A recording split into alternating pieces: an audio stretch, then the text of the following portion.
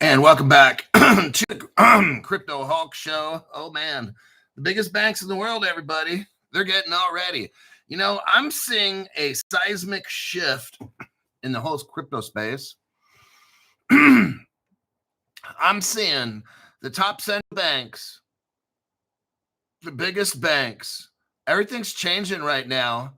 For some reason, there are some people that are scared. I'm putting somebody on a timeout. You keep promoting this GRLT shit. So we're going to put you on a timeout for 30 minutes. Stop talking about other cryptos.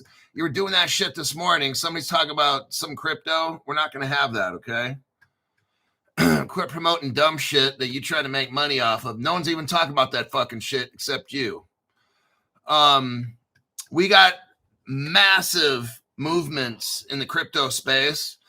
And we're going to take a look at fundamentals. That's what we do on this show. We look at fundamentals. What are the biggest banks doing? What are the governments doing? We know that Europe is hooking up with India and all of Asia to use the cryptos. And then I did the story on that the other day. That's massive. There's big movements happening. We're going to go over what the biggest banks in the world right now are doing and how bad Tether is going to get destroyed. For some reason, someone turned on the green light to allow the good cryptos to rise. And we're seeing the dumb shit cryptos like Tether just fucking fall apart. We're seeing Bitcoin and Ethereum prices getting hammered. I don't know why. It's all some kind of a big game. I don't know what's going on, but I'm invested in the right fundamental products. My name is Crypto Hawk. I'm not a financial advisor. Not a crypto advisor at all. Don't buy anything I tell you to buy. Don't sell anything I tell you to sell. For the past 5.5 years I've done this show, I've stayed high 24/7. Heroin, cocaine, peyote, LSD, everything. So don't buy anything that I say. Just this show's total. This is the biggest bullshit program I've ever seen in my life. Okay. Let's look at what the biggest investment company, BlackRock, and then the biggest bank in the world, JP Morgan, what are they doing? What are they not fucking with? How about that?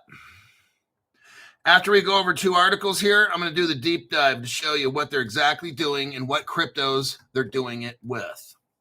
You got BlackRock. That's not a big deal, Crypto Hulk. Only the biggest investment company in the world. What else you got? Well, I got JP Morgan. Well, that's still not the biggest deal, Crypto Hulk. That's only the most systemically important bank in the United States. That means if that bank fails, it's going to cause problems to the whole globe. But that's not a big deal. Keep going. We've got HSBC mixed up in this, and they pick what? Tokenized yield real-world assets over stablecoins. So I want you to think of a stablecoin that's supposedly based on money or whatever. The biggest banks in the world, they are moving into tokenized stable coins. So trust and believe is going to be any time now. Ripple's going to come out with some kind of tokenization. Major financial institution. Listen to the words being used here. Major financial institutions are signaling a what? Seismic shift in digital finance. Oh, shit. Shit. BlackRock, JP Morgan, and HSBC say tokenized, yield-bearing, real-world assets surpass stable coins in long-term potential, making a pivotal moment for global markets. Oh, this is massive right here. If your crypto, like Tether, isn't tokenized, no, they better get to it, then you're going bye-bye. Just letting you know. BlackRock, JP Morgan say tokenized yields, real-world assets carry far greater long-term potential than stable coins, positioning real-world assets as the next major evolution in global finance. Ladies and gentlemen, what has Crypto Hulk now for like 2-3 years been telling you? The question I get is, Crypto Hulk, when is all this going to take off? Okay. Like I'm supposed to fucking know, right? Here's what I do. I tell you, we got two things we got to have to be rich. Global crypto regulations. We got that? Nope. Therefore, none of the banks or nobody's getting involved in that shit. Number two, global tokenization of real world assets. Right here, we're looking at half the picture right here. Real tokenization of real world. I don't care if XRP goes to $10. It'll probably go down to $3 after that. Look, I don't care about none of this shit until we have global crypto laws and regulations, and then global tokenization doesn't fucking bother me at all. I'll just be waiting until I'm like 300 years old for the crypto to take off. But Crypto Hulk, remember all this shit? The ISO 20022 Crypto Hulk, how much is that gonna cause a price increase? It's not gonna do a fucking thing, I told you. And look what happened. It didn't do a fucking thing. None of this shit until we have the basics. That's what I do on this show. We talk about basics. I don't care about stupid fucking pumps. It doesn't do a fucking thing. Can I buy a house with my crypto? No. Can I buy a $500,000 house? No. $2 million house? No. We're not even anywhere fucking near that. But XRP is at $3.50 Crypto Hulk. Are you going to the XRP proper party? Would you shut up with that stupid fucking XRP family shit? That's so fucking retarded ass. Real world assets, including bonds, loans, commodities, are being tokenized on blockchain networks, delivering both liquidity and yield. What they're trying to do, what these banks are showing us, is that they're no longer afraid of crypto anymore. Like the past 5.5 years, all I've heard is about how bad crypto is from Nancy Pelosi, from all these stupid ass people in the government that we got.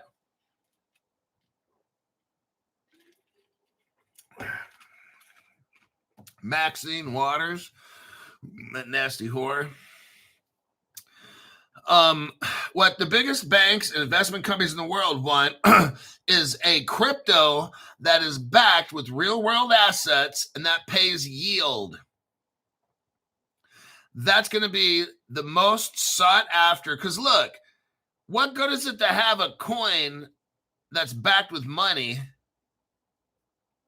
But what about a coin that just continually, a coin that's backed with real world assets that can be used to buy things and you're earning money every day on it?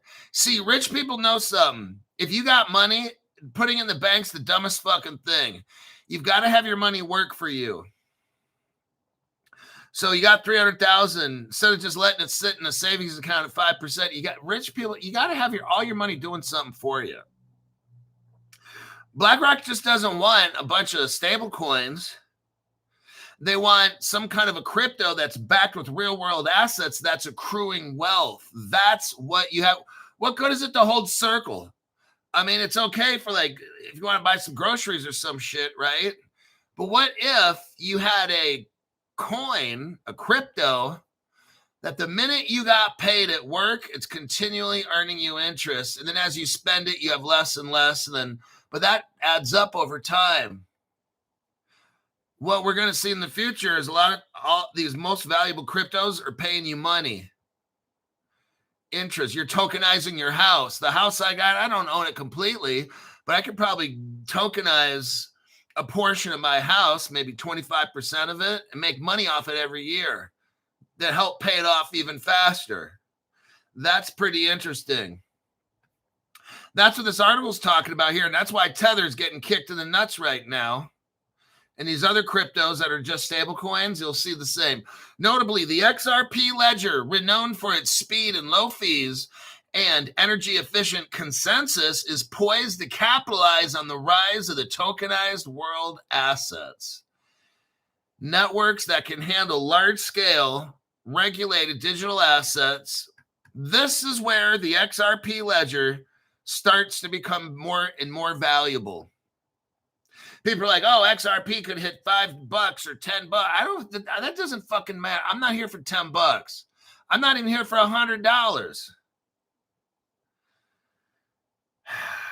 It won't do a thing for me. If XRP is not at least at 1,000, it doesn't do a fucking thing for me. All right. Some chump change, get a little dinky ass house and shit. Big fucking deal. All right. When all the tokenization of the world ends up going on the XRP ledger, now, this is what I've been telling you for like 5 years. We got about $5 quadrillion in the world. And if all this shit gets tokenized on the XRP ledger, like I've been telling you for 5 years, let's go back and watch Crypto Hulk. You'll have $100,000 XRP. That's why I made that video like 5 years ago. I left it up because when all this shit gets tokenized on the XRP ledger, one day that shit's going to be worth $100,000. I don't know when that day is. But $5 quadrillion, I don't know, maybe it takes 5, 10, 15 years, whatever it is, that shit's going to be $100,000. I might not even be around 20, 30 years from now, maybe it hits 100,000. I have no idea. I don't fucking care. That's why I got 20, 30 different cryptos. One of them, I'm going to get rich off something here. With its robust infrastructure, the XRP ledger is ideally positioned to integrate high-yield real-world assets. Institutional backing from BlackRock, HSBC, and JP Morgan elevates tokenized real-world assets from niche experiments to credible market infrastructure. Let me tell you right now what's been going on. This article is almost over. We have this tokenization that has been going on secretly. I'm just letting you know. It's been going on secretly. They have these permission networks, private blockchains. Ripple's doing all this stuff. That's why Ripple bought the hidden road and all that shit. All this shit is tokenized. We probably don't even know about. And then they drop it on the ledgers and then bam, everybody's fucking rich. That's how this works. They're playing along. All these kind of like nobody knows anything. Tether's running the world for years and nobody says anything at all, right? Nobody says any fucking thing at all. Here's how you know it's a game. Look at this article right here. Now all of a sudden,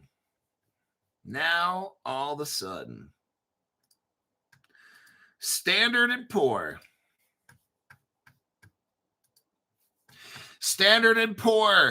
cuts Tether stablecoin rating to weak on disclosure gaps. Let's take a look. Paris, you have something called S&P Global, downgrades its rating of Tether, the world's largest stablecoin, on Wednesday. All of a sudden now. It's never done it before.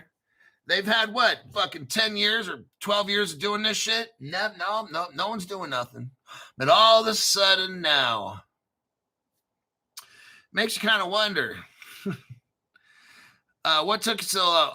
Why is it that us on Crypto Hulk Show has been asking what, and all you guys, how is a stablecoin, like, why is no one investigating shit?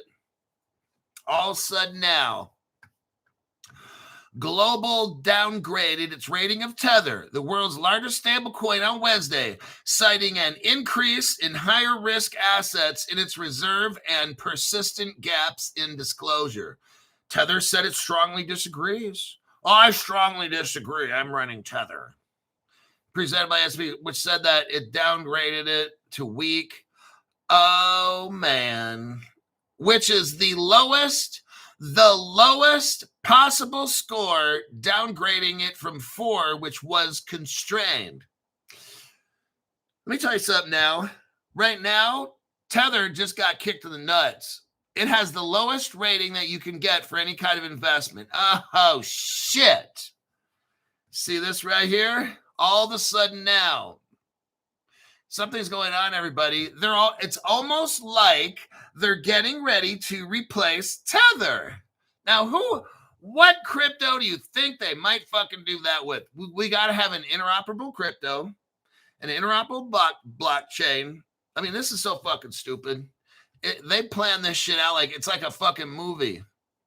A Tether spokesman said in an emailed statement, really? Wow, that's so fucking weak. You have the biggest stablecoin company in the world. Now, don't let shit fool you, because Tether has been buying a fuck ton of gold. Okay. What I think this is whales are trying to get rich. Let me show you an article right here. I don't believe half the shit that's in these news articles. Hold on. I have to go to my website that doesn't filter shit. I can't use Google sometimes because it filters too much shit.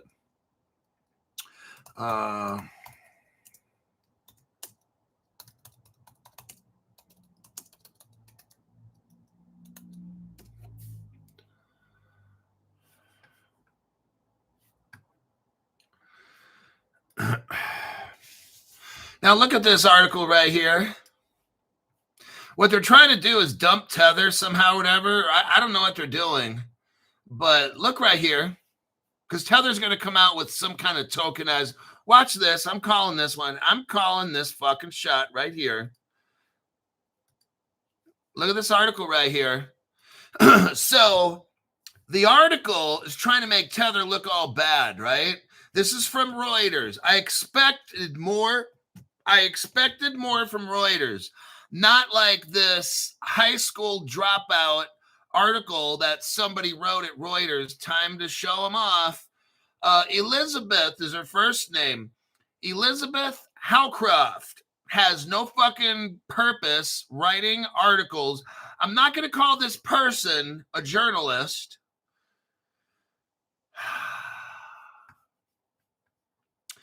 Look at this fucking article right here. How Tether became the largest buyer of gold, defying its own crypto narrative. Let's read its article for a minute. This thing just came out November 26, 2025. That was like fucking yesterday. I mean, today. This article comes out today. Holy shit. Tether. Now listen to this article. So we have, let's back it up. Back it up. You got Reuters, supposedly one of the biggest news organizations in the world. And then they got this fucking clown named Elizabeth Howcroft that writes shit articles. Now I'm not defending Tether. I'm not putting it down. I'm just showing you that these fucking people don't know the difference between their elbow and their asshole. Okay. So Tether has listen to this. Elizabeth Howcroft, how are you writing articles?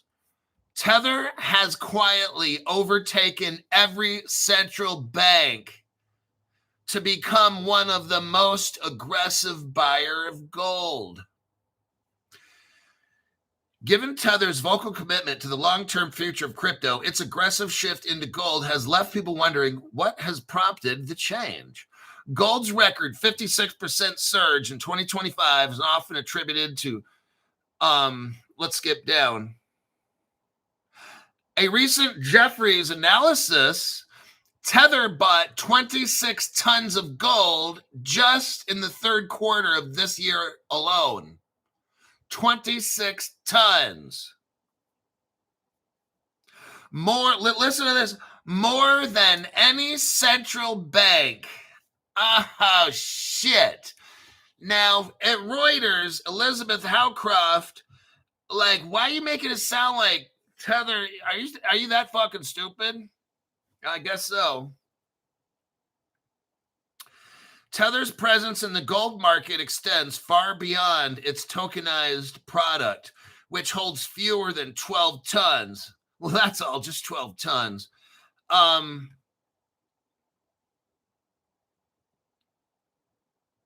Precious metals now account for approximately 7% of Tether's reserves, valued at $13 billion.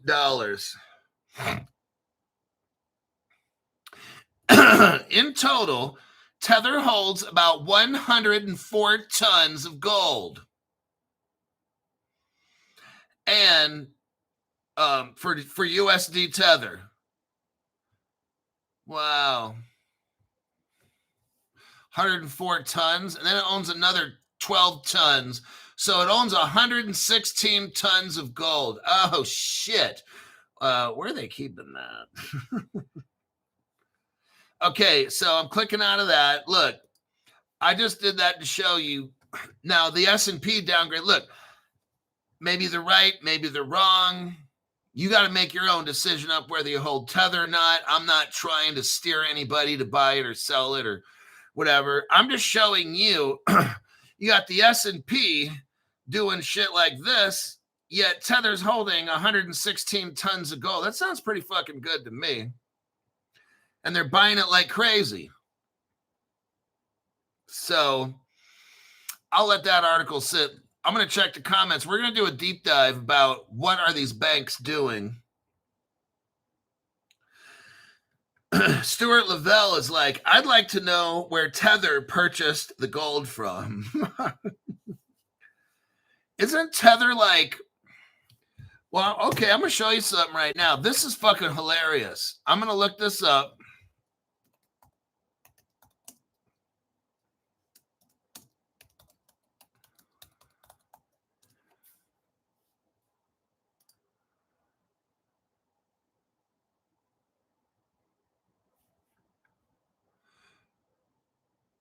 Okay.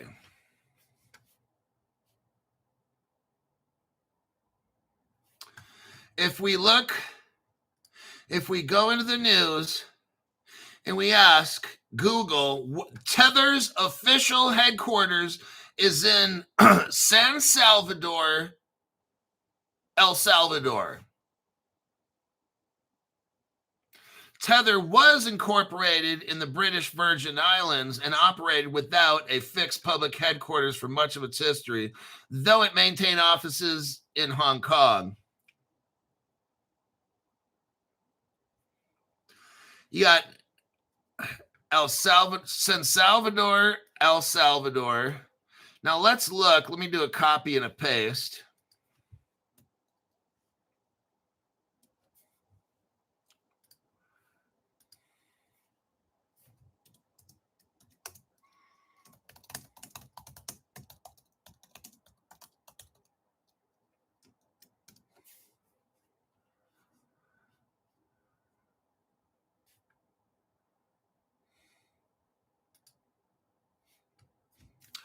Okay, what is El Salvador's biggest export?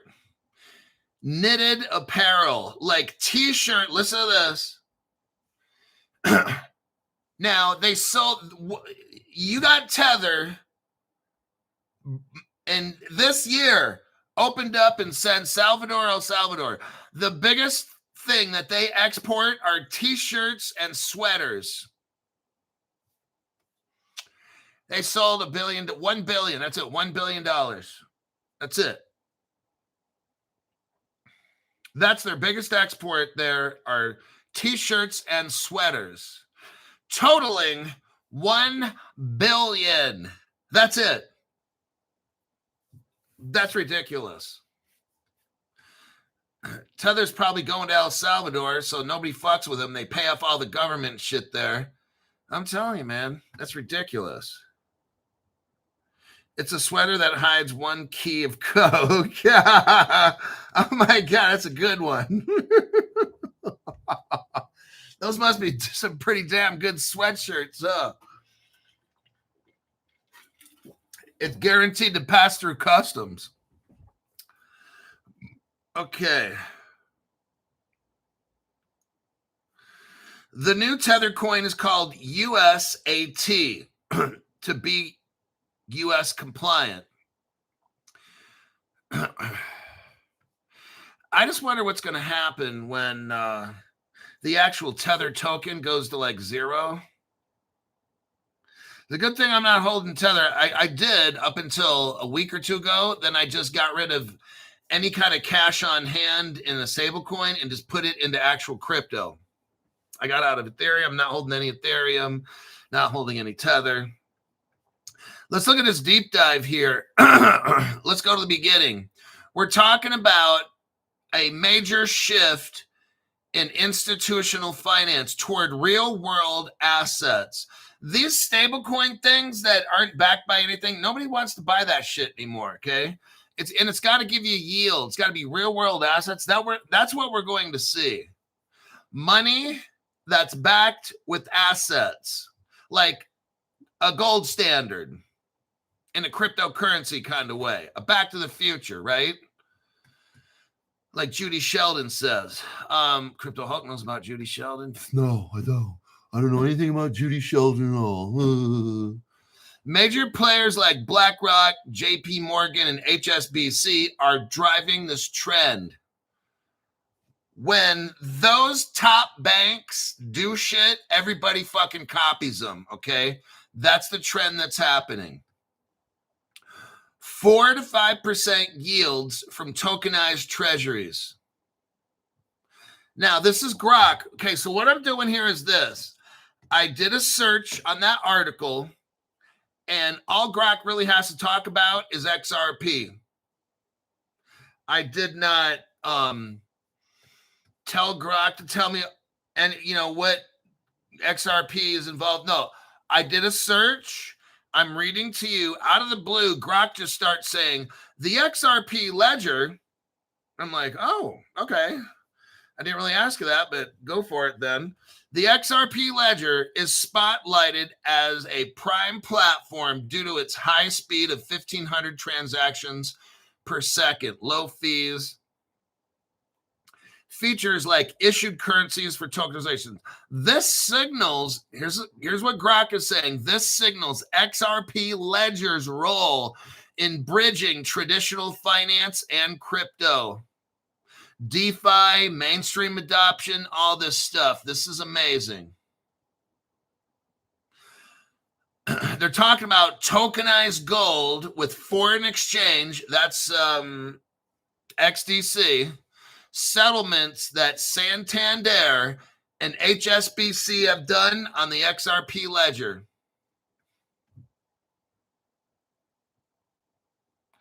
Here we go again. Grok just brings up real world asset tokenization should be $1 trillion by the year 2030. Why does 2030 keep coming up? That's what I'm telling you. There's something going on with that 2030 shit.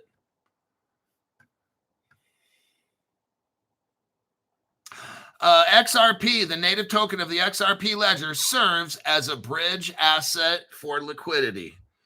That's what this XRP is. It's a bridge. People won't be buying with XRP and shit. People have been doing it now because it's in a test phase. Exchange rate peg. XRP is a bridge currency. It's not a currency. Well, it is, but it's not. It's going to be used as a bridge currency. XRP Ledger supports fractional ownership of real-world assets. Grok's telling me that banks use XRP Ledger for tokenized collateral in derivatives. What is the derivatives market? About $5 quadrillion. Everything on the fucking planet is $5 quadrillion or more. That's how we get XRP to 100,000. It's got to be bridging transactions.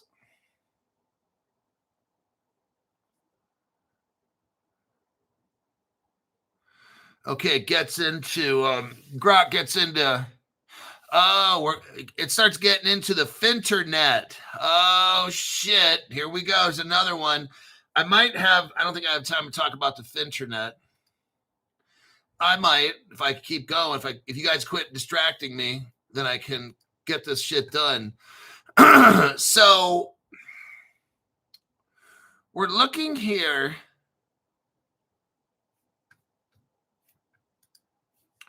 Grok just starts bringing this shit up. I'm not leading or guiding Grok. It just starts talking about Ripple and everything with these banks. So it's not mentioning any other crypto at all yet. Ethereum's probably in here somewhere like usual. Okay, it talks about fintech JPM coin that was tested, heavily intertwined, JP Morgan coin, HSBC, Orion, BlackRock's Biddle. There you go, Ethereum based, but piloting XRP Ledger interoperability. So they build it on Ethereum, but they realize it doesn't work. Then they got to put it on the XRP ledger to make it interoperable. There you go. That's how the shit works. Starts talking about Avalanche, XDC network, and Base. This is what Grok's bringing up.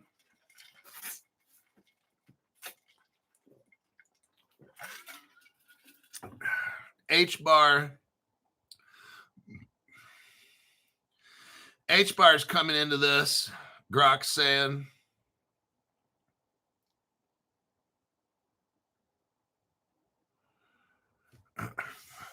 Grok brings up Franklin Templeton's XRP ETF.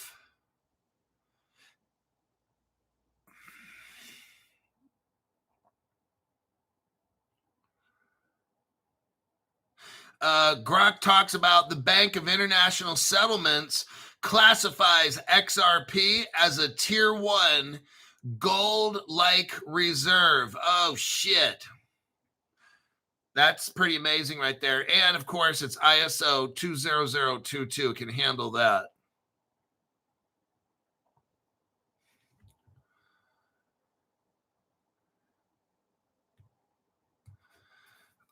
Let's look through here. The BIS is the Bank of International Settlements. Why is the BIS important? Because it's the bank that sets policies for all the banks in the world, and Ripple is working with them. You got the Bank of England mixed in with all this.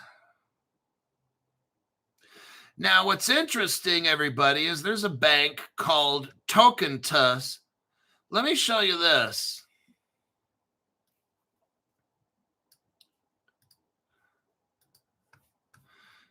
Just something you might be interested in.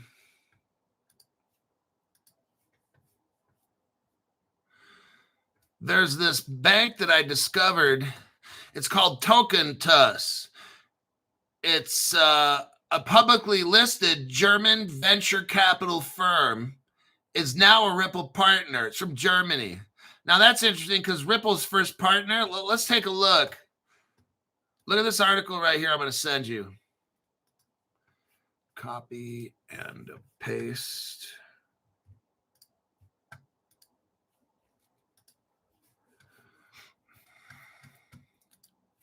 This article is from 2014.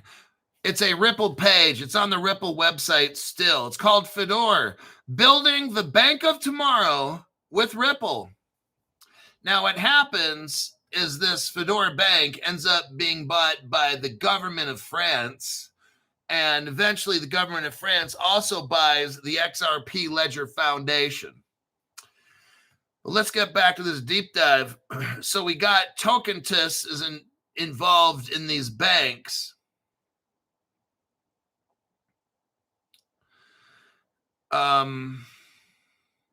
As of November 2025, so just this month, Tokentus manages a portfolio of 20 blockchain products with a strong emphasis on the XRP Ripple integration. Now, I don't know if you guys remember, but online there was this German guy talking about XRP going to $12, $16 or something like that. That's the guy's name. His name is Oliver Mitchell. He was that German guy talking about XRP going to $16, made everybody go woohoo. But that's the Tokentus company.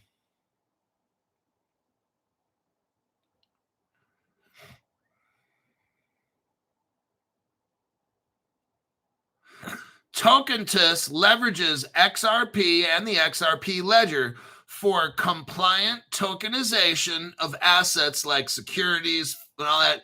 So basically, Tokentus is popular because they're already using the XRP ledger and doing what it do, okay? They're not worried about, I guess, doing anything illegal over there. But they're already leveraging the XRP ledger and tokenizing and shit like that. So they're not afraid.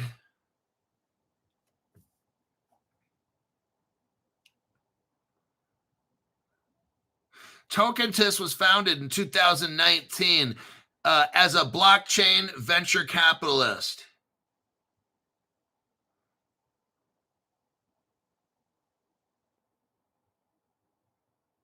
So this guy, Oliver Mickle, founded the company. He advised BaFin token regulations since 2017. This guy helped regulators, okay? So he knows what's going on. Nobody's telling this guy what to do. He founded a fintech exchange. And he had some other people working with them that were in the government. So this is a very well company. They're not getting in trouble.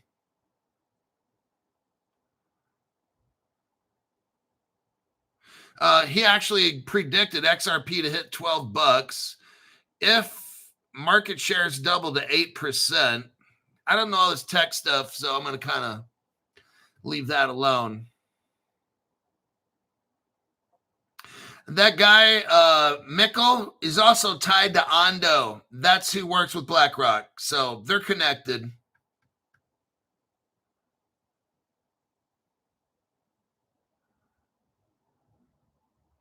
Tokentis. Overview of the BIS. I'm going to skip that.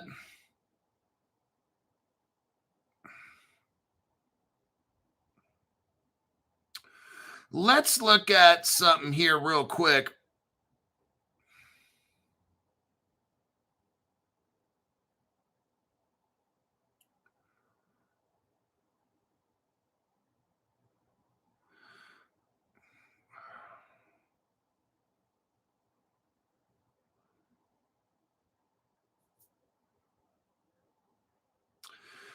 Let's look at what we got here, this Finternet.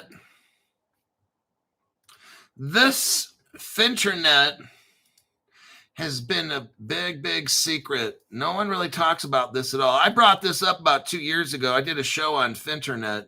Had to have been 2 years ago, maybe 3. Somewhere around in there. The Finternet is here. How Ripple and Quant, oh shit.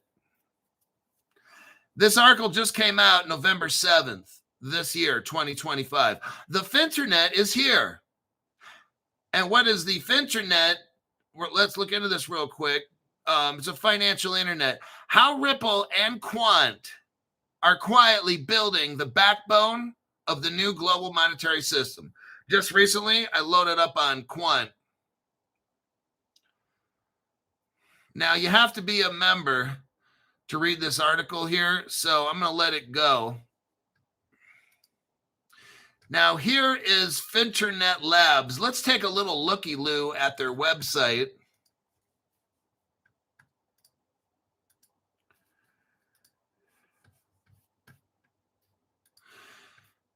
Here is finternetlab.io. They're showing their partners as it streams across the screen. Of course, you see Solana.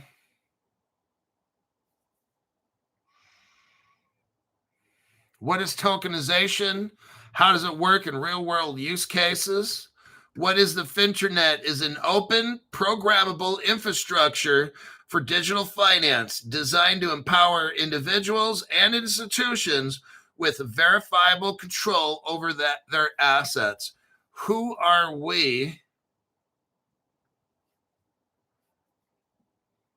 The Finternet designed for the representation, exchange, and governance of value, inspired by how the internet connects information networks. It interconnects today's fragmented. So it's like an interoperable platform. I'm sure they build it on the Ripple ledger. User-centric.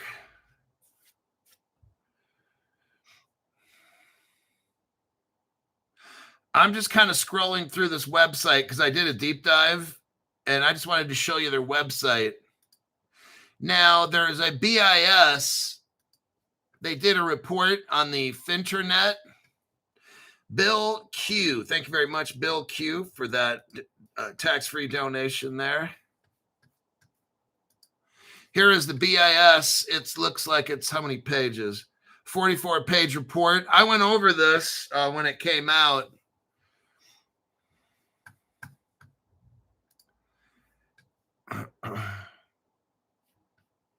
Now let's do a quick deep dive on this Finternet. Finternet, a vision for an interoperable, programmable global financial network, leveraging tokenization, unified ledgers, and distributed ledger technologies to allow atomic settlement, reduce risk. The first article focuses on Ripple and Quant. Next, outlines Finternet architecture, talks about Hyperledger. That means Hyperledger's got Ethereum mixed in there and Stellar. So the Finternet is Ripple, Quant, Stellar, Ethereum. It has the BIS-led projects in there, and that would be, again, Ripple partner for that.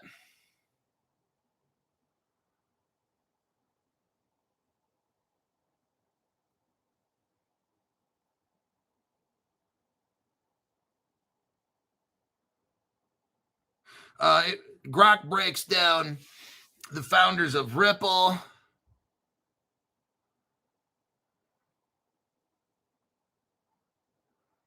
Quant breaks down who made Quant roughly, how big it is, this and that. Ethereum.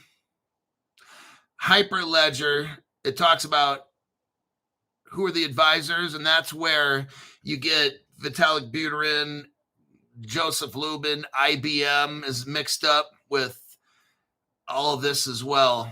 The Hyperledger is IBM. He talks about unified ledgers. And again, the Bank for International Settlements did these experiments.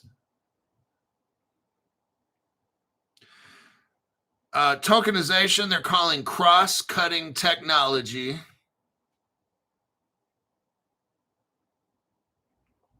They're talking about BIS projects called Agora, Nexus, and Mariana.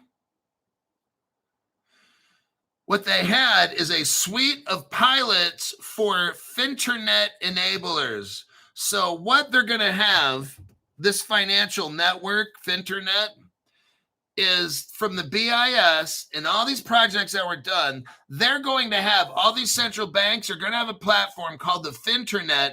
I just named the crypto companies that are involved in helping to make it. So you already know in advance. Start saving your pennies and get it.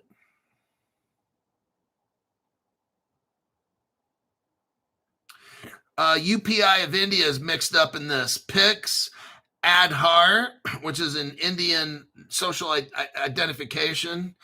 DREX out of Brazil. And that is who's mixed up in this Finternet global project. It's kind of quiet. They keep it low key. They don't really talk about it too much. But I just told you who's all involved. And let's see. Robert, money for electricity for one cold plunge. Hey, I'll tell you what, my body now is starting to get used to these cold plunges. It's been a little over a week, maybe close to a week and a half-ish.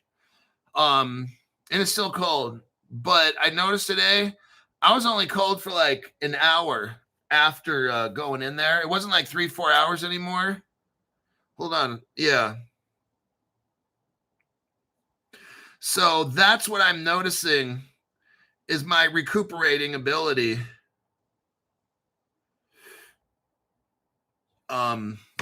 Yeah, I was cold for about an hour. And then after that, it was kind of just went back to, now I'm like hot. Like I can just feel kind of like sweat. So now I'm back to normal. But before, like when I first started that first week, man, it would take me 4 hours to go back to getting warm again. And now it's like an hour. Pretty soon it'll be half hour, 15 minutes later. Then, so I'm getting back to my old self, but it'll take a while. It's some work though. There is a lot of crypto news besides this. I'm going to go do some holiday stuff right after this show for a couple hours at the mall. And got to buy some children some things. And I'll put together a show for 7 a.m. There's some big moves getting made. And it's very positive, encouraging. Hey, I wish the prices go up, but whatever. I'm just going to keep doing what I'm doing, is buying cheap crypto. And one of these days, when this dumb shit decides to end, bam, it takes off and goes the other direction. That's what's up. 46 JDMA for the cold plunge meth salts. Oh, yeah. I'm going to put that in the cold plunge. I'm going to get methamphetamine just dump it in by the gallon into the cold plunge and then see what happens. That sounds like a great idea. So, okay, everyone, I'm out of here. I got to go. Tomorrow, I'll do a show in the AM tomorrow because I'm going to get my workout in, cold plunge, and then do Thanksgiving around 1, 2-ish. So I don't know if I'm doing a PM. I strongly doubt that. But I'll definitely like doing an AM. Start the day off right, because I got some great news to show you. All right, I'll check you on the next one.